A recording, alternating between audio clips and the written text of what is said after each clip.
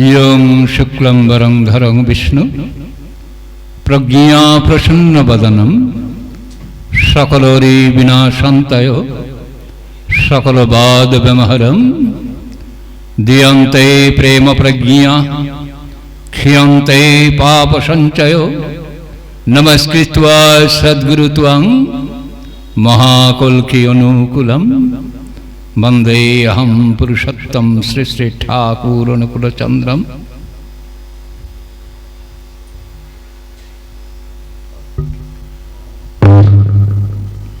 শ্রদ্ধেয় দাদারা, মায়েরা, উপস্থিত ঋত্বিক দেবতা, আমাদের সুভদ্রা,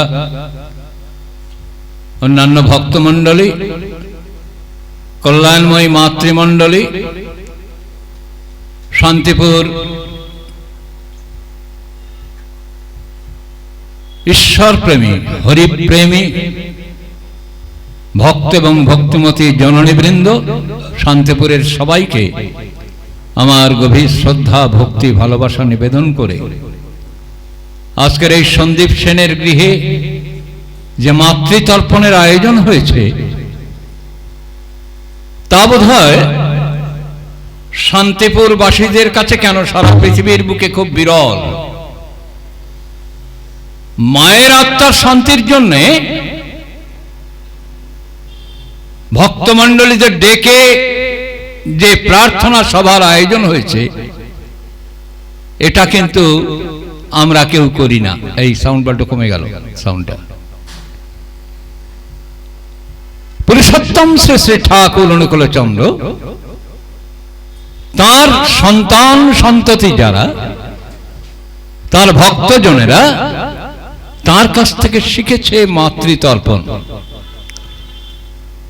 এ কথাটা বললাম, আমরা এই যুগে করি বলেই ঠাকুরের কথা বললাম, কিন্তু এই মাতৃতর্পণ, পিতৃতর্পণ ভগবান শ্রীরামচন্দ্র করে গেছেন, তাঁর স্ত্রী সীতা দেবী করেছেন, ভগবান শ্রীকৃষ্ণ করেছেন। সর্বোপরি নদিয়া নবদ্বীপ ডুবুডুবু, শান্তিপুর ডুবুডুবু নদে এলে বান, সেই নদিয়ার গোড়া মহাপ্রভু শ্রী চৈতন্য তিনি কিন্তু মাতৃতর্পণ করেছেন জীবন্ত ভাবে, আবার তাঁর দেহান্তর ভাবে।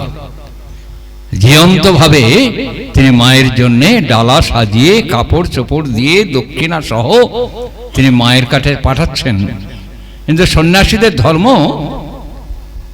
তার পিতা মাতা আত্মীয় স্বজন সবাইকে ভুলে গিয়ে শুধু নিজের জীবন ঈশ্বরের সঙ্গে মিলিয়ে নিয়ে চলা।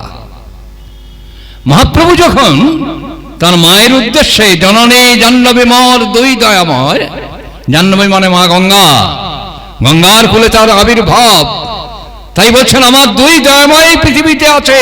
কে আছে? মা জননী আমার মা, আর মা গঙ্গা, এই ধরিত্রী গঙ্গা। সেই গঙ্গার বুকে আমার সমস্ত শ্রদ্ধা আর আমার জননীর প্রতি শ্রদ্ধা। তাই এই আমার অর্ঘ্য আমার মাকে দিতে হবে। ভক্তরা জিজ্ঞেস করছে, প্রভু তুমি তো সন্ন্যাসী, তো তুমি একই কাজ করছো, লোকে শুনলে বলবে কিনা? তোমার নামে ছাছা পড়ে যাবে। তুমি তোমার মায়ের জন্য এই ডালা সাজিয়ে মাকে পাঠাচ্ছ। সেই সময় এই সন্ন্যাস জীবনটাকে ছাছা করে দিলেন স্বয়ং মহাপ্রভু চৈতন্য। সন্ন্যাস লাইনে যাবে ছন্ন হইল মন, কি লাভ সন্ন্যাসে আমার প্রেম প্রয়োজন। যেখানে প্রেম নেই, যেখানে আছে নিষ্ঠুরতা, যে গর্ভধারিণী জননী, যার হতে এই পৃথিবী আমি দেখলাম, যে আমার এই পৃথিবীর আলো দেখালো, মন্ত্র একটা মাকে ভুলে আমি কোন ধর্ম পালন করব, কোন ঈশ্বর আমার জীবনে কাজ করবে? মহাপ্রভু বলছেন, মহাপ্রভুর বিবর্তনী ছন্দে পুরুষোত্তম শ্রী শ্রী ঠাকুর অনুকূলচন্দ্র আবির্ভূত হয়েছেন। জগতের সবকিছু বিবর্তন হচ্ছে, আমরা মূর্খের দল। ভগবানের যে বিবর্তন হয় সেটা কিন্তু আমরা কেউ বিশ্বাস করি না। আজকে একটা বাড়িতে যাওয়ার সময় আমি, সুভদ্রা আছি, স্বয়ং সেক্রেটারি আছেন আমার সঙ্গে, যেতে যেতে কথা হচ্ছে যে এখানে একজন স্বরূপানন্দ আছেন, তিনি খুব সাধু মানুষ। আচ্ছা, ওই সোনার গৌরাঙ্গ বাড়িতে স্বরূপানন্দ নাম আছে না? বলে হ্যাঁ, স্বরূপ দামোদর গোস্বামী। আর তিনি আছেন? বলছেন না, তিনি মারা গেছেন। এই স্বরূপ দামোদর গোস্বামী হচ্ছে আমাদের পুরুষোত্তম একজন ভক্ত পার্ষদ, সন্তোষ মুখোপাধ্যায়ের জামাই। সন্তোষ মুখোপাধ্যায়ের বড় ছেলে আমাকে নিয়ে গিয়েছে, চলুন সম্পদদা আমার ভগ্নিপতির বাড়ি একটু ঘুরিয়ে আনি। আর কোথায় না, সোনার গৌরাঙ্গ বাড়ি। এই বাড়িটা কার বাড়ি? নিত্যানন্দ মহারাজের বাড়ি। এই স্বরূপ দামোদর গোস্বামী কে? নিত্যানন্দের চতুর্দশ পুরুষ। মহাতীর্থভূমি। আর চলো যাই। গিয়েছি, সোফায় বসিয়েছেন তিনি, তার খাটে বসে আছেন, আমরা দুজনে সোফায় বসে আছি। ওই স্বরূপ এই মানে সন্তোষদার মেয়ে এসে আমাদের চা প্রসাদ এইসব দিচ্ছে। এর মধ্যে স্বরূপ দামোদর গোস্বামী তিনি বলছেন, পরিচয় হয়েছে, বলছে জানেন সম্পদদা, ঠাকুর অনুকূলচন্দ্র যে যে বাণীগুলো দিয়েছেন, তার যে গ্রন্থগুলো আমি পড়াশোনা করেছি, পৃথিবীর বুকে এত আধুনিকতম, এত বৈজ্ঞানিক কথা আর পৃথিবীর বুকে কোনো প্রফেট পয়গম্বর বলেননি। ঠাকুর কিন্তু সেই বাণীগুলো আমাদের কাছে তুলে ধরেছেন। ভারী সুন্দর বাণী, অপূর্ব। তবে জানেন, একটা জায়গা আমার অবজেকশন আছে। কারণ কোথায় অবজেকশনটা হচ্ছে, আপনারা তাকে পুরুষোত্তম, প্রফেট বলেন, পয়গম্বর বলেন, ভগবান বলেন, এটা কিন্তু মেনে নিতে পারছে না। তিনি একজন সাধু সন্ত ব্যক্তি, এইটা বললে ভালো লাগে। আর কেন কেন ভালো লাগে? আর আমাকে এই জন্যই নিয়ে গেছেন ওখানে। বলছে আমাকে ভালো লাগে আমার কেন জানেন? যে ভগবান মহাপ্রভু চৈতন্য স্বয়ং নিজেকে ভগবান বলেননি। আর কি বলেছেন? তিনি বলেছেন, একলে ঈশ্বর কৃষ্ণ আর সব ভৃত্য, যার জৈছে নাচায় সে তৈছে করে নৃত্য। তাই আপনারা শ্রী শ্রী ঠাকুর অনুকূলচন্দ্রকে ওই মহাপ্রভু চৈতন্য যেখানে নিজেকে ভগবান বলছেন না, তিনি বলছেন ভগবান শ্রীকৃষ্ণ একমাত্র ঈশ্বর, আর সব তার চাকর বাকর, আর সব ভৃত্য মানে চাকর বাকর। অতএব আপনারা কি করে বলছেন ঠাকুর অনুকূলচন্দ্র ভগবান পুরুষোত্তম? যে আপনি তো শুনেছি শ্রীমদ্ ভাগবত পাঠ করেন, তৎকালীন সময় 5,000 টাকা লাগলো, এবং অপূর্ব পাঠ করতেন, দেবতুল্য চেহারা, সুন্দর দেখতে, আর অমন সুন্দর সংস্কৃত জ্ঞান, অপূর্ব পাঠ করতেন তিনি, ব্যাখ্যাও করতেন অপূর্ব। আর আমি শুনেছি আপনি খুব শ্রীমদ্ ভাগবত পাঠ করেন। আপনার ভাগবত পাঠের জন্য হাজার হাজার মানুষ অপেক্ষা করে থাকে। তা আপনি তো এত পড়াশোনা করেছেন, আপনি এটা পড়েননি? মহাপ্রভু চৈতন্য বললেন, একলে ঈশ্বর কৃষ্ণ আর সব ভৃত্য, যার জৈছে নাচায় সে তৈছে করে নৃত্য। তিনি বলেন এই মতো চৈতন্য গোসাই একলে ঈশ্বর আর সব পারিষদ কিংবা অনুচর। অনুচর মানে চাকর বাকর। মহাপ্রভু যে এই বাণীটা বললেন, এটা আপনার মনে নেই? সেই মতো অর্থাৎ শ্রীকৃষ্ণ যেমন একলে ঈশ্বর, তেমন এই চৈতন্য গোসাই একলে ঈশ্বর আর সব পারিষদ কিংবা অনুচর। এই সেই গোসাই, ইনি বলছেন, তার মাকেও বলছেন, ভক্ত পার্ষদদের সঙ্গে আলোচনার সময় বলছেন, এই নয় মোর শেষ অবতার, কীর্তন আনন্দের হইবে আমার। এই মতো তোমার সব আমার সঙ্গে কীর্তন করিবা নানা রঙ্গে, এই বঙ্গে এই মতো আসিবা আরো 2 বার। আরো 2 বার এলেন। একটু আগে রামকৃষ্ণ পরমহংসদেবের কথা বলছিলেন। রামকৃষ্ণ পরমহংসদেব এসে তিনি কিন্তু বলে গেলেন, আমার সব জ্ঞান আমি দিয়ে গেলুম না। তাহলে ওই যুগে যারা এসেছেন,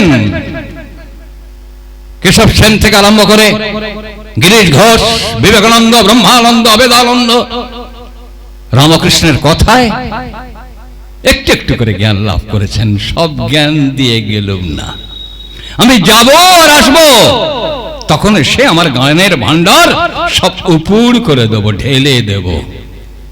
তাহলে কিছু বাদ রেখে গেলেন। ঠাকুর রামকৃষ্ণ পরমহংসদেব আমাদের কাছে এলেন মাতৃভক্তির পরাকাষ্ঠা নিয়ে। তিনি আসলেন শুধু মামা করতে করতে, গেলেনও মামা করতে করতে। সব অবস্থায় ভগবান শ্রীকৃষ্ণ রামকৃষ্ণ পরমহংসদেবের দরবারে বিবেকানন্দ গিয়ে বলছেন, বাড়িতে খাওয়া দাওয়া হচ্ছে না, তাই ভাবছেন তার মা বলেছেন তোর গুরু রামকৃষ্ণ পরমহংসদেবের কাছে গিয়ে কিছু চেয়ে নে না, চেয়ে নে, যা গিয়ে কিছু চেয়ে আয়। এসছেন, এসে ভাবছেন তুমি নাকি ভগবান, তুমি নাকি সব দিতে পারো, সব নাকি তোমার অধিকারে আছে, তা তুমি আমাকে আজকে দিতে হবে। বলছে ঠাকুর আমার বড় বাড়িতে অভাব, চাকরি বাকরি নেই, টাকা পয়সা লাগবে, আমার মা পরিবার পরিজন না খেয়ে আছে। সঙ্গে সঙ্গে পরম পুরুষ রামকৃষ্ণ, সে বড় চতুর, ঈশ্বরের মতো চতুর আর কেউ হয় না, সঙ্গে সঙ্গে বলছেন জানা যা ভবতারিণীর কাছে যা, গিয়ে ওখান থেকে চেয়ে নে। গিয়ে চেয়েছেন, কি চাচ্ছেন? এই ভক্ত ভগবান। বিবেকানন্দ বলছেন আমার জ্ঞান দাও, ভক্তি দাও, প্রেম দাও, বিবেক দাও, বৈরাগ্য দাও। এসে বলছেন কিরে চেয়ে নিলি, যা চাইবি সব পাবি। বলছেন না ঠাকুর চাইতে পারলাম না। কি চাইলি, কি চাইলি? বলে আমি ঠাকুর চাইলাম জ্ঞান, ভক্তি, বিবেক, বৈরাগ্য। শালা তুই কামাল চাইছিস, শালা সবচেয়ে মোক্ষম জিনিসটা চেয়ে গেছিস। জ্ঞান, ভক্তি, বিবেক, বৈরাগ্য দাও, এইটাই চাইলেন তিনি। টাকা পয়সা গাড়ি বাড়ি চাইতে পারলেন না। সেই বিবেকানন্দ ঠাকুর রামকৃষ্ণের চরণাশ্রিত হয়ে সে চরণ দিয়ে দুখানা পা দিয়ে কয়েক লক্ষ কোটি টাকা তার নামে এই ভারতবর্ষের বুকে আসে রামকৃষ্ণ মিশনের কাছে। কিসে? জ্ঞানের দরবারে। জ্ঞানী জগে পেলে রাহে সব মন কি ঘানি। মনের ঘানিতে কিন্তু পাক খেতে খেতে ঈশ্বরীয় যে পাক, রামকৃষ্ণকে কিন্তু পুরোপুরি বিশ্বাস করতে পারলেন না। বিশ্বাস পুরোটা তার জীবনে এলো না। যতদিন ঠাকুর রামকৃষ্ণ দেহ অবস্থায় ছিলেন ততদিন রামকৃষ্ণকে ভগবান বলে পূর্ণাঙ্গভাবে বিশ্বাস করতে পারেননি। তার দেহান্তরের সময় দেখা গেছে দেহ যখন অবসান প্রাপ্ত তখন ভাবছে যে যিনি দিন দুনিয়ার মালিক, যাকে মানুষ ব্যথাহারী ভগবান বলে জানে, তিনি যদি এত ক্যান্সারের যন্ত্রণায় ব্যথায় কাতর হয়, তিনি মানুষের ব্যথা দূর করবেন কি করে? পরম পুরুষ রামকৃষ্ণ ওই একদম বিছানার সঙ্গে লেপ্টে শুয়ে আছেন, উঠতে পারছেন না। সেই সময় ঘাটটা তুলে বলছেন হ্যাঁ রে নরেন, তোর এখনো সংশয়, এখনো সন্দেহ, তুই আমাকে বুঝতে পারলি না। ত্রেতায় রাম, দাপরের কৃষ্ণ, এক আধারে রামকৃষ্ণের শালা। তোর বেদান্তের দিক থেকে নয়, অর্থাৎ জ্ঞান, বুদ্ধি, বিচার, বিবেচনা করে তুই আমাকে চিনতে পারবি না। অজমূর্খের কাছে মহাপণ্ডিত। ভগবান যদি নিজে না ধরা দেন, তাকে কোনো জ্ঞান, বুদ্ধি, বিচার, বিবেচনা দিয়ে তাকে বিচার করা যায় না। এই চেতনা এলো। এই যখন চেতনা এলো তখন বুঝলেন ঠাকুর রামকৃষ্ণ পরমহংসদেব ভগবান। তখনও পুরো সন্দেহ ঘটেনি, তখনও ঘটেনি। তিনি হিমালয়ে অদ্বৈত আশ্রম করতে বললেন। কাকে পাঠাচ্ছেন? সেখানে গিয়েছেন রামকৃষ্ণানন্দ, পরম ভক্ত রামকৃষ্ণের। তিনি রামকৃষ্ণের মূর্তির সামনে নিরন্তর তিনি কীর্তন করতেন আর নাচে নেচে আরতি করতেন। সেই রামকৃষ্ণানন্দ গিয়েছেন ওখানে অদ্বৈত আশ্রম করতে। তার ডাইরেকশনের মতো সমস্ত আশ্রমটা হয়ে ভাবছে সেখানে নিরাকার ব্রহ্মের সাধনা হবে, বেদান্তের উপাসনা হবে, বৈদান্তিকই হতে চেয়েছেন, করতে চেয়েছেন সবাইকে। রামকৃষ্ণানন্দ ভাবছেন না প্রভু নেই, কেমন আশ্রম? দূরে একটা কোণে একটুখানি ছোট্ট কুটির বানিয়ে সেখানে রামকৃষ্ণের একটা ছোট্ট ফটো রেখে দিয়েছেন। বিবেকানন্দকে খবর দিয়েছেন হয়ে গেছে আমার আশ্রম তৈরি করা, তুমি দেখতে এসো। দেখতে এসে বেশ প্রশংসা করছেন। করতে করতে দেখে আশ্রমের একটা দূরে কোণে দেখে একটা ছোট্ট কুটির মতো করা আছে। এই ওটা কি রে? তো ওদিকে কিছু নেই, তোর যেতে হবে না, তুই এদিকে। বিবেকানন্দকে ভোলাবার চেষ্টা করছে, কিন্তু বিবেকানন্দ যাবে, গিয়ে দেখে রামকৃষ্ণের একটা ছোট্ট প্রতিকৃতি আছে। বলছে এটা কি রে? আমি বলেছিলাম না এখানে ওই নিরাকার ব্রহ্মের উপাসনা হবে, তুই এখানে প্রতিকৃতি রেখেছিস কেন? তুলে ফেল, প্রতিকৃতি তুলে ফেল।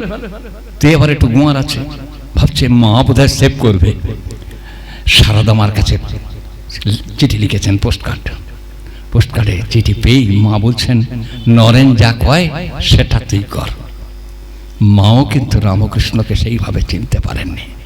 আজকে আমরা যেমন করে মাকে প্লেস করি, আমরা মনে করি বোধহয় মা আমাদের সর্বস্ব দেবে। বিবেকানন্দ নিজেই বলছেন আমি ঠাকুরকে অত ভয় পাই না, ভয় পাই আমি কিন্তু মাকে। মা আমার হাইকোর্ট। বিবেকানন্দের উক্তি, মা আমার হাইকোর্ট। সুপ্রিম কোর্ট আছে যে, তিনি যে সুপ্রিম কোর্ট, পুরুষোত্তম রামকৃষ্ণ হচ্ছে সুপ্রিম কোর্ট, তার বাদ দিয়ে কোনো কাজ করে না। মাতা মনমোহিনী দেবী তিনি কিছুতেই ঠাকুর অনুকূলচন্দ্রকে ভগবান বলে মেনে নিতে পারেন না। তার চরমতম অবস্থা তার মেয়ে গুরুপ্রসাদী পিসিমা। আমি তার সঙ্গে বাস্তবে কথা বলেছি, তার নিয়ে তার সঙ্গে ঝগড়া করেছি, তর্ক করেছি। সেই সভায় অরূপ প্রধান ছিলেন, কিরণ মুখার্জি, অলিল সরকার, সুধীর বসু প্রমুখ ভক্ত সাধক মণ্ডলী বসে আছেন। সেখানে আমি কিন্তু পিসিমাকে বলেছিলাম, পিসিমা এসে আমার চোখের সামনে 18 জ্যৈষ্ঠ মাতা মনমোহিনীর জন্মদিনে মা মনমোহিনী দেবীর যে প্রতিকৃতিটা আমরা চেয়ারে বসিয়ে রাখতাম, কিরণদা রাখতেন, কিরণদা আমাকে আগে থেকে বলছেন, শোনো তুমি কিন্তু আজকে রাগটা করবা না, কিন্তু পিসিমা আসছেন, গুরুপ্রসাদী পিসিমা আসছেন। আলো না না, একদম রাগ করবো না। এসে তিনি মাতা মনমোহিনীকে প্রণাম করলেন আগে। আর আপনারা যারা 40 বদ্রীদাস টেম্পল স্ট্রিটে গিয়েছেন, বিশাল প্রতিকৃতি আছে ঠাকুরের, ঠাকুরের দিকে হাঁটু গেড়ে বসে ওই মাকে প্রণাম করলেন, মাথা ঠেকিয়ে ঠাকুরের দিকে হাত জোড়ো করে একটা নমস্কার দিলেন। এখানে প্রথম মাথা আমার গরম হয়ে গেল। কিরণদা ওইটা দেখেই টক করে আমার দিকে চেয়ে দেখলো যে খাইছে সম্পদ, যদি এটা দেখে ফেলে তাহলে আর রক্ষে নাই। আমি কিন্তু ওখান থেকে টক বক করে ফুটছেই যে তুমি ঠাকুরের বেলায় মাথাটা নত করলে না। এইবারে ওই অরূপদার শেষের বক্তা, তারপরে আমি আলোচনা করব। অরূপদা আলোচনা করার সময় বলছেন, অরূপ আপনারা কে পিসিমাকে দেখেছেন জানি না, হয়তো সুভদ্রাকে দেখেছেন। এই পিসিমার এই অর্ধেক সাইডটা এরকম এই চুল কম করে ছোট করে কাটা, বব কাটা। এই অর্ধেক সাইডটা যদি কেউ দেখে একদম ঠাকুরের মতো প্রতিকৃতি, মুখখানা মনে হবে একদম লম্বা টানা টানা নাক, চোখ, কান, অপূর্ব সুন্দর দেখতে। পাশ থেকে দেখলে মনে হবে ঠাকুর বসে আছেন। অরূপদা খুব ইমোশনাল বক্তা, খুব ইমোশনালি বলছে, পিসিমার ওই নাক দেখে মনে হচ্ছে ঠাকুরকে দেখছি, পিসিমার চিবুকটা মনে হচ্ছে ঠাকুরকে দেখছি, চোখটা মনে হচ্ছে ঠাকুরকে দেখছি। আর আমি তত গরম হচ্ছি, গরম হতে হতে যেই বক্তৃতা শেষ হয়েছে আমি কোনো অ্যাড্রেস না করে ছি ছ্যা করার আরম্ভ করেছি। বয়স তখন কমাল। অরূপদা ঠাকুরের চরণে জন্মগ্রহণ করে পিসিমার থুতনি দেখে যদি ঠাকুরের মুখখানা মনে পড়ে, পিসিমার চোখখানা দেখে যদি ঠাকুরের মুখখানা মনে পড়ে, তাহলে ও জীবনের কোনো মূল্য নেই। পুরুষোত্তমকে পুরুষোত্তমের ধ্যানে আনতে হবে। তার জীবন আলোক, তার জীবন রূপ, তার জীবনের সজ্জা সুর আলাদা। সেই সুরটাকে যদি ধরতে না পারেন তাহলে কি কোন জ্ঞান? সঙ্গে সঙ্গে উঠেই আমার দুটো হাত ধরে বলেছিল, you are the commander in chief in the Satsang world. সম্পদ আপনি ঠিক বলেছেন, আমি ভুল বলেছি বলেই আমি পিসিমাকে বলেছিলাম, শোনেন পিসিমা, আপনি হাত জোড়া করে তাকে নমস্কার করলেন, এটা আমি দেখেছি, ঠাকুরের বোন। আর আপনি যখন ওই 3-4 বছরের একটি মেয়ে, যে সময় সমস্ত ইংরেজ ডাক্তাররা পর্যন্ত বলে দিয়েছেন, নিদান হেঁকে দিয়েছেন, আজকে রাত্রেই আপনার জীবনের শেষ, ঠিক বলছে পিসিমা? বলছে হ্যাঁ। সেই দিনে আপনার মা কি করেছিল জানেন? আপনার এই বর্দা, যাকে আপনি বর্দা বলে অভিহিত করছেন, এই বর্দা তিনি আত্মসহ অবস্থায় শুয়ে আছেন তার ঘরে। আপনার মা, আপনি বলছেন সৎসঙ্গের প্রতিষ্ঠাত্রী দেবী? না, পুরুষোত্তম শেষে ঠাকুর অনুকূলচন্দ্র ছাড়া এই জগতে সৎসঙ্গ প্রতিষ্ঠা করার মতো যোগ্যতা কারোর ছিল না। তার বুকের উপর গিয়ে আছাড় খেয়ে পড়েছে, ওরে অনুকূল তুই আমার মেয়ের জীবন দান কর। বলছে সে কি কস মা? আমি বড় বড় ডাক্তার আনলাম, ইংরেজ ডাক্তারদের নিয়ে এলাম, আমি তো তোর মেয়ের চিকিৎসার জন্য কোনো চেষ্টা ত্রুটি করি নাই মা। সঙ্গে সঙ্গে বুকে আছাড় খেয়ে খেয়ে মা বলছেন, ওরে অনুকূল আমি জানি তুই ভগবান। বুকে কিল মারছেন দুমদুম করে, আমি কই, আমি তোর মা, আমি তোর কাছে ভিক্ষা চাচ্ছি, আমার মেয়ের জীবন ভিক্ষা দে। যেই বলে চোখের জল টপ টপ করে পড়ছে ঠাকুরের বুকে, ঠাকুর অমনি উঠে বলছেন, তুই কি যে কোষ মা, তোর মেয়ের জীবন ভিক্ষা আমি দেবো কে? তোর মেয়েরে মারবে কেটা? বলছে যে আজকে ডাক্তার নিদান হেঁকে দিয়ে গেছে, আজকে রাতের মধ্যে আমার মেয়ে হারিয়ে যাবে। পরম পিতা না চাইলে তোর মেয়েরে নেবার পারে কেউ? সেই গুরুপ্রসাদী পিসিমা, আপনি বিশ্বের মালিককে পূজা করতে পারলেন না, আপনি বড় ভাই হিসেবে অস্বীকার করলেন। তাই পুরুষোত্তমকে চেনা মাতা মনমোহিনী দেবীও চিনতে পারেননি। তিনি শেষের দিকে বলছেন, ওরে আমার বাৎসল্য রসে তাচ্ছল্য এসেছিল, আমি ঠাকুরকে চিনতে পারিনি। অবতার নাহি করে কহে মই অবতার, এই অবতারকে চেনা যায় না। এই মহাপ্রভু চৈতন্য তার মাকে যেমন অর্ঘ্য সাজিয়ে দিয়েছিলেন, আজকে সন্দীপ সেন সে মাতৃপূজা শিখিল থেকে মাতা মনমোহিনী দেহ রক্ষা করেছেন। ঠাকুরের কি কান্না, ঠাকুর এমন করে মায়ের ঘরটাকে সাজিয়ে রেখেছেন, থরে থরে সাজিয়ে। তিনি তার যে আকুলি বিকুলি করা কান্না আর তার যে সুর, সারা বিশ্ব ব্রহ্মাণ্ডে এমনতর মাতৃভক্ত সন্তান পৃথিবীর বুকে অবতীর্ণ হয়েছেন কিনা আমার জানা নেই। তিনি বলছেন, ওগো মা, তুই যদি এই পৃথিবীর বুকে কখনো আবার নেমে আসিস, তোর অনুকূলের কথা যদি কখনো তোর মনে পড়ে, তুই আসিস মা। এসে তোর সেই সাজানো ঘর আমি সাজিয়ে রেখেছি, তোর আসন পেতে রেখেছি, তোর বাসন কোসন বিছানা পত্র সব সাজানো আছে। তুই এসে তোর মতো করে তোর অনুকূলের এখানে এসে তোর ঘর তুই ব্যবহার করিস মা। তুই আসবি মা। এই মায়ের জন্য আকুলে বিকুলি, এই আকুলে বিকুলিটাই আজকের সন্দীপ সেনকে, আজকের শুভজিৎ পালিতকে, আজকের শুভ বিশ্বাসকে এই মাতৃভক্তির উপস্থাপনা করতে শিখিয়েছে, মাতার তর্পণ করতে শিখিয়েছে, মায়ের জন্য পুরুষোত্তম চরণে প্রার্থনা করতে শিখিয়েছে, যা পৃথিবীর বুকে আর কেউ কখনো শেখায়নি। আচ্ছা, কেন শেখালো? মা হচ্ছে বেসিস অফ দি লাইফ, মা হচ্ছে জীবনের হোতা, মা হচ্ছে জীবনের স্রষ্টা। মা যদি পৃথিবীর আলো না দেখাতো, আমরা কিন্তু কেউ আলো দেখবে পারতাম না। ঠাকুরের জীবনে আপনারা অনেকেই চেনেন, এই একটু দূরেই কাঁচড়াপাড়ায় গয়েশপুরে গৌরাঙ্গ শাহ, ওর মাকে আপনারা দেখেননি, আমি দেখেছি, বহুদিন ওদের বাড়ি সৎসঙ্গ করেছি। তিনি বেশ একটু ডাংপিটা মা ছিলেন। তিনি যখন রিক্সায় বসতেন, একলা একটা রিক্সা বসতেন, সেই রিক্সাতে অন্য কোনো প্যাসেঞ্জার ওঠার সাহস পেত না। তিনি রিক্সা উঠে বেটা ছেলেদের মতো ঠ্যাংয়ের পর এরকম ঠ্যাং দিয়ে বসতেন, একটা সিগারেট এরকম ধরাতেন, ধরিয়ে এরকম মুঠো মেরে ধরে এরকম টানতে টানতে তিনি যেতেন। ওখান থেকে 4.5 কিলোমিটার রাস্তা দূরে কাজলাপাড়া স্টেশনে আসতেন, এসে তিনি ট্রেন বা অন্য কোথাও যেতেন। এই হেন ব্যক্তিত্বময়ী মহিলা, তিনি বিভিন্ন সময় তার ছেলের বউকে মেরে তাড়িয়েছেন, ছেলেকে তাড়িয়েছেন। একদিন তার এরকম ঘর মতো আছে, সেই ঘরে মহাপ্রভু চৈতন্যের প্রতিকৃতি বসানো আছে, ওরা গোসাই সম্প্রদায়ের ভক্ত। আর একটা কোণে ছোট্ট একটুখানি ফটো গৌরাঙ্গ বসিয়ে প্রতিদিন সকালবেলা ইষ্টভূতি করে। ও রাগের চোটে সেই দিনে কী করেছে, এত রেগে গিয়েছে, রাত 1টার সময় ওই ঠাকুরের ফটোটা নিয়ে ঠিক তার বাড়ির সামনে থেকে পাকা রাস্তা, বাস রুট, ওটা একদম উঠোন থেকে এরকম ছুঁড়ে রাস্তার উপর ফেলে দিয়েছে। দিতে গৌরাঙ্গ আর সহ্য করতে পারেনি। এর আগে অনেক টর্চার হয়েছে, কিন্তু বারে বারে এই যে বলছেন, মাতৃভক্তি অটুট যত, সেই ছেলে হয় কৃতি তত, পিতায় শ্রদ্ধা মায়ে টান, সেই ছেলে হয় সম্যপ্রাণ। এই বাণীগুলো তাকে বারবার তাকে আঘাত করেছে। মায়ের বিরুদ্ধে কমপ্লেন করতে পারেনি। অনেক রেগে মেগে পরের দিন চলে গেছে ঠাকুর বাড়িতে। যে এবারে আমি জিজ্ঞেস করবো, এবারে কি হবে ঠাকুর? তুমি তো বললে মাকে ভালোবাসবি, কোনো অবস্থা মাকে ত্যাগ করা যাবে না। তো এবার আমি কি করবো? তোমাকে ছুঁড়ে ফেলে দিয়েছে। গিয়ে ঠাকুরকে প্রণাম করেছেন। এমন সময় আরেকটি মানুষ এসে প্রণাম করে, ভক্ত প্রণাম করে বলবেন, তিনিও তার মায়ের নামে একটা কমপ্লেন করবেন বলে বলছেন। ঠাকুর এরকম বসেছিলেন, পাতা ঘষ্টের সামনে এগিয়ে গিয়ে বলছেন, সোনমণি, তুমি যে মায়ের কথা করছো, তোমার বাবা লক্ষ লক্ষ বীর্য শুক্র কণিকা যখন ছুঁড়ে দিয়েছিল, নিরালম্ব বায়ুভূত হয়ে আকাশে উড্ডীয়মান ছিল, তার মধ্যে থেকে তোমার মা, ঠাকুরের বসে আছেন, বলছেন, খাপ করে একটা ধরে যদি তার গর্ভাশয়ে স্থাপন না করতো মনি, আজকে তুমি এসে তোমার মায়ের নামে কমপ্লেন করবে পারতে না। তোমার আশার মূলে কিন্তু তোমার মা। তাই মাকে আমি এত ভালোবাসি। আমার মা যদি আমাকে গ্রহণ না করত, মা যদি আমাকে বরণ না করত, মা যদি আমাকে ভজন না করত, আমি কোথায় থাকতাম? আমি আসতে পারতাম না। গৌরাঙ্গ শাহ চোখের জল টপ টপ করে পড়ছে। যাও যাও, গিয়ে মাকে ভালোবাসো, মাকে পুজো করো, মায়ের ছেলে মায়ের হয়ে যাও। পরবর্তী সময় জানেন, সুধীর মুখার্জি কাঁচড়াপাড়া, আমরা বসে আছি, সৎসঙ্গ হচ্ছে। হঠাৎ করে ওই মাটি বলছেন, এই যে সুধীর দা, আপনি আমার এখনই দীক্ষা দেবার পারেন? বলছেন, হ্যাঁ মা, দীক্ষা দেবার পারি। এখানে বসে পড়েন, সৎসঙ্গ চলছে, অনিল সরকার টরকার আছে, আমিও আছি। বলছে, এখানে বসে পড়েন। ওখানে দীক্ষা দেওয়া আরম্ভ করেছে।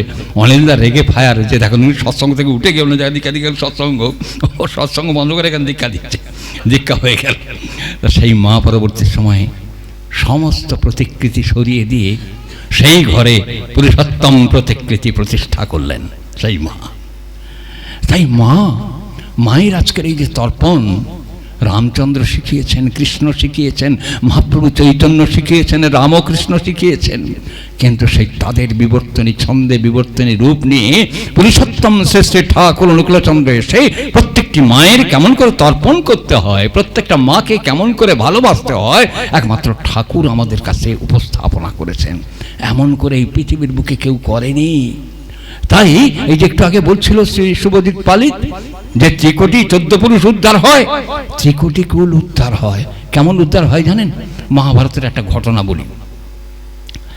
আমাদের দেখবেন মন্ত্র পড়া হয়, মা মনসা দেবীর পুজো করা হয়, সাপের ভয় মনসা দেবীর পূজা করা হয়। সেই মনসা দেবীর পূজার মন্ত্র আছে যে আস্তিকস্য মনির মাতা ভগিনী বাসকস্ততা জরৎকার মনির পত্নী মনসা দেবী নমঃস্তুতে। ছোটবেলায় আমরা যখন রাত্রে কোনো কারণে বাজারে টাজারে দোকানে টোকানে যেতে হতো রাত্রে, তখন তো এত ইলেকট্রিক লাইট নেই, লম্প জেলে বা লণ্ঠন জেলে আমাদের যেতে হতো। তখন সাপের ভয় খুব, মাছ বাগান বাগান আগান খুব। তা মা তখন আমাকে মন্ত্রটা শিখিয়ে দিয়েছিলেন ছোটবেলায়। এইটা বলতে বলতে যাবি, দেখবি সাপ তোকে কামড়েবে না। কেন না, তখন মা তার বাংলা ভাষায় গল্প করেছিল। পরবর্তী সময়ে আমার 9 বছর যখন বয়স, তখন ওদেরকে মহাভারত পড়ে শোনাতাম। আর সেই মহাভারতের কাহিনী এটা। এই মনসা দেবী একটি কন্যা, আর এদিকে জন্মেঞ্জয় সর্পযজ্ঞে আহুতি দিচ্ছে লক্ষ লক্ষ সর্প, প্রতিদিন আহুতি হচ্ছে। সর্প নিধন যজ্ঞ আরম্ভ করে দিয়েছে। এই সর্প নিধন যজ্ঞ কিছুতেই থেমে থাকছে না। তক্ষক তার নামে আহুতি দিচ্ছে। তক্ষক সেই ফাঁকে কি করেছে, ওর দাদার বন্ধু দেবরাজ ইন্দ্রের কাছে গিয়ে আসন গ্রহণ করেছে। দেবরাজ ইন্দ্রের কাছে আছে, কিন্তু দেবরাজ ইন্দ্রের ওখানে যেতে, ওখানে আহুতি দিয়েছে। দেবরাজ ইন্দ্র এবার বুকে জাপটে নিয়ে তার আসনে বসে আছে। এবার বলছে যে আর আসছে না। দেবরাজ ধরে আছে বগল দাবাই করে, বলছে কি হবে? তখন রাজা জন্মেঞ্জয় বলছে দেবরাজ ইন্দ্র সহ আহুতি দাও। তখন দেবরাজ ইন্দ্র সহ আহুতি, এই সিংহাসন সমেত হ্যাঙ্গিং পজিশনে আসছে। তক্ষক আছে, ইন্দ্র আছে, দুজনে দুজনকে ধরে আছে, কিন্তু ওই অবস্থা ঝুলন্ত অবস্থায় আহুতি দিতে আসছে। এই অবস্থা যখন পরিপ্রেক্ষিতে দাঁড়িয়ে গেছে, তখন বাসুকী নাগ মহাবিপদে পড়ে গেছে। ঋত্বিক দেবতা মুশকিল আসান করে দয়াল মানিক পীর, ঋত্বিক দেবতা নারদ গিয়ে হাজির হয়েছেন। বাসুকী, কিছুক্ষণের জন্য আমি স্ট্যান্ড বাই করে রাখছি, তুমি এক কাজ করো, তুমি তোমার মেয়েকে, তোমার বোনকে ভালো জায়গায় বিয়ে দাও। ওই যে বটগাছতলা একটা ভদ্রলোক বসে আছে না, ওই জরৎকার ঋষি বসে আছে, ওর সঙ্গে তোমার মেয়ের বিয়ে দাও। বিয়ে দিলে এই কম্প্যাটেবল ম্যারেজ হবে, এই বিয়ের মধ্যে থেকে সুসন্তানের সৃষ্টি হবে। আর সুসন্তান না হলে দেশ এবং জাতি রক্ষা পাবে না। আজকে সুভাষ নেই, আজকে নরেন নেই, আজকে নজরুল নেই, আজকে রবীন্দ্রনাথ নেই, আজকে শরৎচন্দ্র নেই, আজকে যেন বিশ্বে ভারতবর্ষ মানুষ শূন্য হয়ে দাঁড়িয়েছে। কোটি কোটি মানুষ আছে, কিন্তু একটা মানুষের মতো মানুষ নেই যারা দেশ জাতিকে রক্ষা করতে পারে। তাই বাসুকী, তোমার কোটি কোটি মানুষ আছে, কিন্তু একটা মানুষের মতো মানুষ নেই তোমার জাতিকে রক্ষা করতে পারে, জাতি ধ্বংসের পথে। তাই সুসন্তান চাই। সুসন্তান হলে মনসার সঙ্গে এই জরৎকারুর বিয়ে দিতে হবে। বলে জরৎকারুর বিয়ে দেবো কী করে? যে প্রস্তাব দিয়েছে জরৎকারু ভাবছে, হায় ভগবান, আমি তো থাকি গাছতলা, এই রাজকুমারীকে যদি আমি বিয়ে করি, তাহলে আমার তার পরের দিনে আমার সঙ্গে ডিভোর্স করে বেরিয়ে চলে যাবে। অতএব আমি এখানে বিয়ে করবো না। হ্যাঁ, বড় লোকের বেটিল, লম্বা লম্বা চুল, এর খুব অহংকার, বাবা এর বিয়ে করলে বিপদ আছে, দরকার নেই। হ্যাঁ, আর বিদুষী অপূর্ব সুন্দরী বটে, তা আমি এই ল্যাংটা পড়া ল্যাংটা সন্ন্যাসী, আমি ওকে বিয়ে করলে বিপদে পড়ে যাবে। বলে আমি বিয়ে করবো না, বলে ও আরও সরে গেছে, আমি বিয়ে করবো না, কী হবে? আবার দেখে নারদ বলছে, শোনো, ওকেই পটাতে হবে তোমাকে। এবার ও ওই দেশ ছেড়ে চলে যাচ্ছে, যখন দেখে একটা বট গাছের উপর থেকে টপ টপ করে জল পড়ছে। ও নিচে থেকে যাওয়ার সময় মাথায় জল পড়েছে, এরকম চেয়ে দেখে যে 60,000 বাল্যখিল্য ঋষি, অর্থাৎ লক্ষ লক্ষ পিতৃপুরুষের সন্তানরা, তারা সবাই ঊর্ধ্বপদে হেষ্টে মুন্ডু নিরালম্ব বায়ুভূত হয়ে ঝুলন্ত অবস্থায় আছে, আর তাদের চোখ থেকে টপ টপ করে জল পড়ছে। এই জল পড়তে বলছে, তোমরা কে? লিঙ্গ শরীরে, মানে সূক্ষ্ম সূক্ষ্ম শরীরে বীজ কণিকাবৎ সেখানে সব ঝুলন্ত অবস্থা আছে। বলছে, আমরা তোমার পিতৃপুরুষ, তুমি বিবাহ করো। বিবাহ করলে তোমাদের যে সন্তান হবে, ওই একটা সন্তান, সেই যে একটাকে ভালো সুন্দর করে বলছিল প্রফুল্ল দাসকে বলেছেন, সদ্গুরু প্রাপ্তি হলে ত্রিকোটি কুল উদ্ধার হয়। এই এই এই এখানে যারা আপনারা বসে আছেন, সবার সদ্গুরু প্রাপ্তি হয়েছে। আপনাদের সবার ত্রিকোটি কুল উদ্ধার আপনাদের অজান্তে হওয়া আরম্ভ হয়ে গেছে। তেমন করে এই অন্তর যদি জরৎকারু তুমি বিয়ে করো, তোমার একটা ভালো সন্তান হবে, তার থেকে আমরা সবাই উদ্ধার প্রাপ্ত হব। এই সদ্গুরুর দীক্ষার সার্থকতা সেখানে। এই জন্য সদ্গুরুর দীক্ষার প্রয়োজনীয়তা। আজকে যারা মনে করছেন আমি এই হরে কৃষ্ণ করে কাটাবো, অথচ সুবিবাহ সুপ্রজনন যদি না হয়, বিবাহ বিজ্ঞান যদি আপনাদের মধ্যে বিধৃত হয়ে না ওঠে, আপনাদের লাখ টাকা পয়সা, গাড়ি বাড়ি, ধন দৌলত, শিক্ষা, সংস্কৃতি কোনো কাজে লাগবে না। মানুষ চাই, মানুষ। এই মানুষের কারবার করার জন্য পুরুষোত্তম শ্রেষ্ঠ ঠাকুর অনুকূলচন্দ্র তার চরণতলে এসে দেশবন্ধু চিত্তরঞ্জন দাস তিনি ভেবেছিলেন মানুষ তৈরির কারখানায় সৎসঙ্গ। আমি মানুষ তৈরির উপাসনা আরম্ভ করব, ঘরে ঘরে যাব। আর্য কৃষ্ণে তৌরি অধ্বনিত পল্লী নিকেতনম, আর্য ভূমি ধুলি পাবন চিদানন্দকম। এই যে আর্য ধ্বনি সারা ভারতবর্ষ গ্রামে গঞ্জে ছড়িয়ে দিতে হবে, সেই আন্দোলনটাকে আরম্ভ করেছিলেন মহামতি দেশবন্ধু চিত্তরঞ্জন দাস। কিন্তু দুর্ভাগ্যের বিষয়, বিবাহ বিজ্ঞান ফেল করলে ভক্ত হলেও নিস্তার নাই। সেখানে দেশবন্ধু চিত্তরঞ্জন দাস বিবাহ বিজ্ঞান ফেল করেছিলেন। বিবাহটা তার ভুল হয়ে গিয়েছিল, আর ভুল হলে আর কোনো কুল নেই সেখান থেকে রক্ষা করে। কারণ শিরে করলে সর্পাঘাত, তাগা বাঁধবে কোথায়? দেশবন্ধু চিত্তরঞ্জন দাসের শিরে সর্পাঘাত হয়ে গিয়েছিল, তার বিবাহতে ভুল হয়ে গিয়েছিল। সেই ভুলের জন্যে ভুলের মাসুল দিতে তাকে অকালে চলে যেতে হয়েছিল। কিন্তু তিনি বুঝেছিলেন যে মানুষ তৈরির কারখানা, এই সৎসঙ্গ আন্দোলন যদি প্রতিটি ঘরে ঘরে প্রত্যেকটি মায়ের সঙ্গে ঠিক ঠিক যদি বিবাহ না দেওয়া যায়, সুসন্তানের আবির্ভাব ঘটবে না। এই সুসন্তান আবির্ভাব না ঘটলে সেখানে ভালো সন্তান সৃষ্টি হবে না। সেই ভালো সন্তান সৃষ্টি না হলে তাহলে দেব সন্তানের সৃজন হবে না।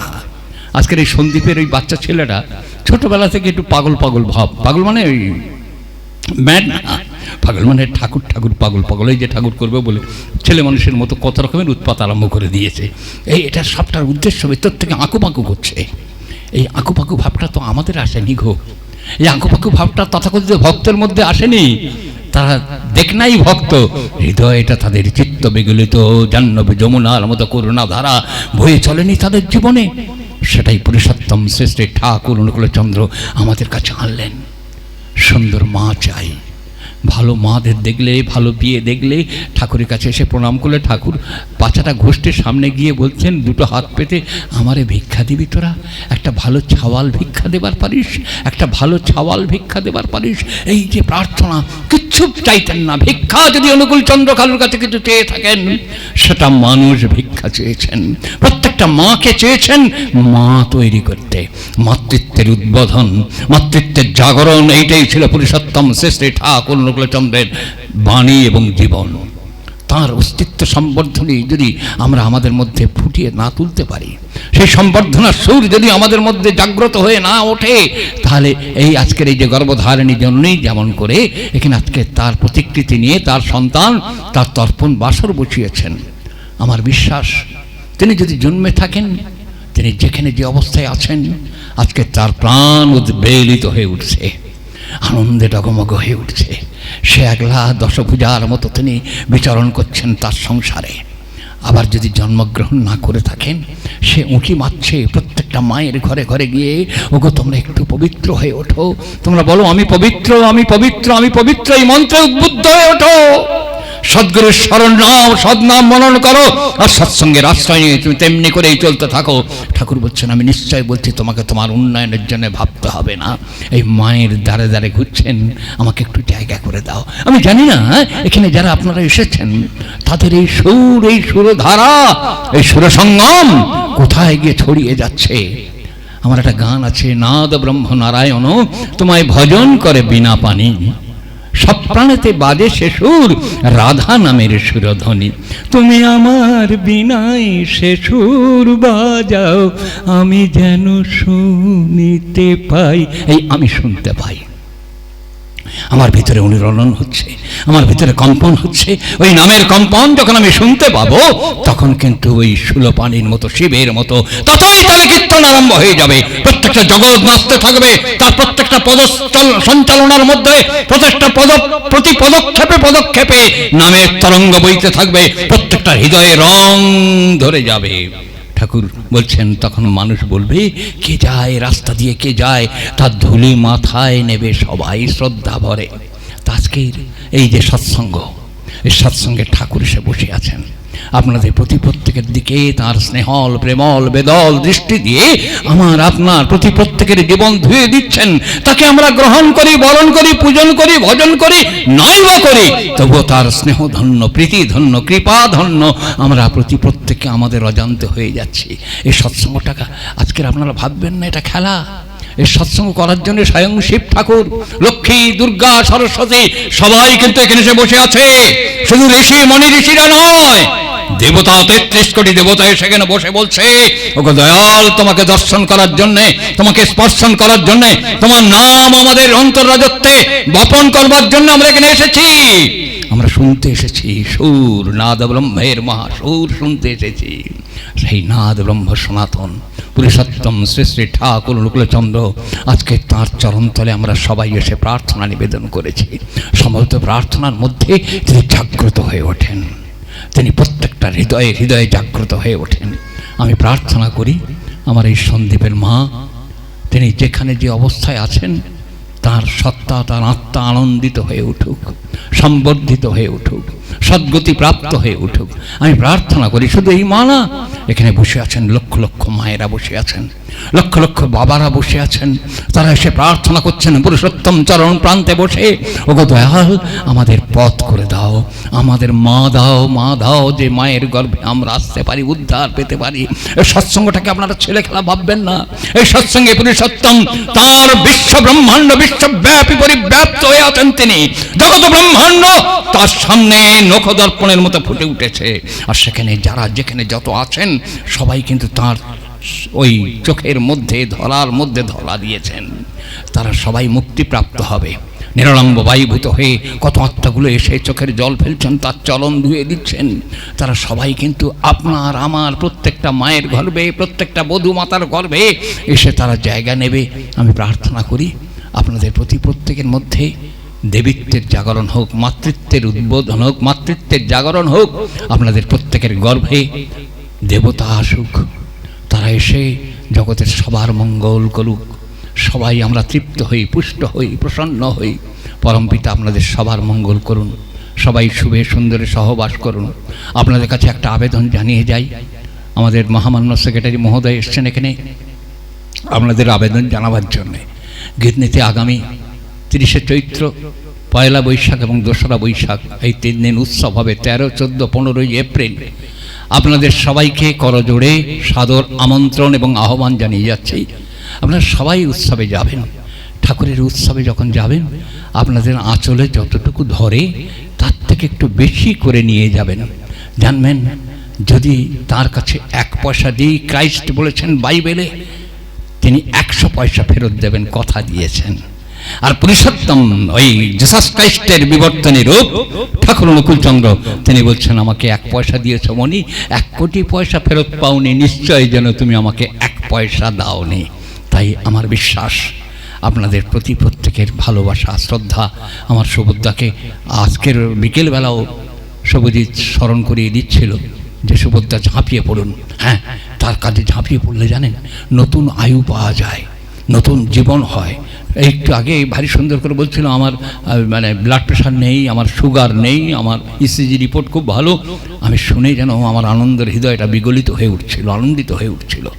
তাই সুভদ্রা এই ঝাঁপ দেওয়ার মধ্যে থেকে কাঁধ ধরিয়ে দেবে প্রত্যেকটা হৃদয়, আমি এটাকে বিশ্বাস করি। আপনারা সবাই কিন্তু ঝাঁপ দিন, তার কাজে ঝাঁপ দিন, তার উৎসবকে উৎসমণ্ডিত করবার জন্যে নিজেদের জীবনকে উৎসর্গ করুন। এই প্রার্থনা আপনাদের সবার কাছে আহ্বান এবং প্রার্থনা জানিয়ে আমি আজকের আলোচনা শেষ করছি। জয় গুরু। বন্দে পুরুষোত্তমম, বন্দে পুরুষোত্তমম, বন্দে পুরুষোত্তমম, বন্দে আর্যপেত্রীন, বন্দে মাতৃবর্গম, বন্দে অহং কৃষ্টি দৈবতম, বন্দে পরম পুরুষ শ্রী শ্রী ঠাকুর অনুকূলচন্দ্রম, বন্দে পুরুষোত্তমম।